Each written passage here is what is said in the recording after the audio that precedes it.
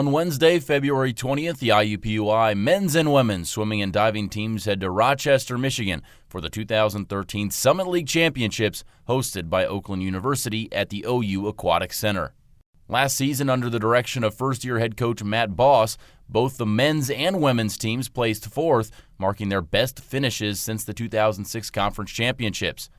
Following another year of training under Boss and a highly competitive meet against the Golden Grizzlies back in January, who have won 13 straight conference championships on both the men's and women's side, the Jags look to continue that upward ascent up the standings. I think we're a lot more confident this year going in. It's our second year training with Matt, so we kind of have a foundation of what we're going to do and how it's going to work when we go into conference. With the leadership on the team now, with people who have been through Matt's program, and then the talented freshmen that have come in, I think everyone's just ready to go and a lot more excited. To go in their pool and really give them some good races and make sure they're on there or having some of their best performances and having them not be able to touch us in some races, just them having the depth being what got us there. I think it really puts us in a good position. It really shows just how much our program has built up in the last few years.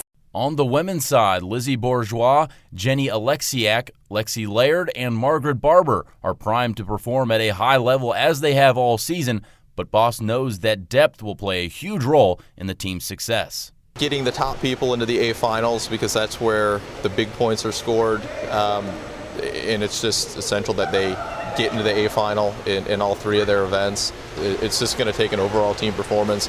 It's probably a deeper meet in the women than it's been in the past, and I think at the same time it's probably a closer meet. The men's roster is filled with young talent led by Tony Carroll and Adam Ferguson, who were both all-conference selections a season ago.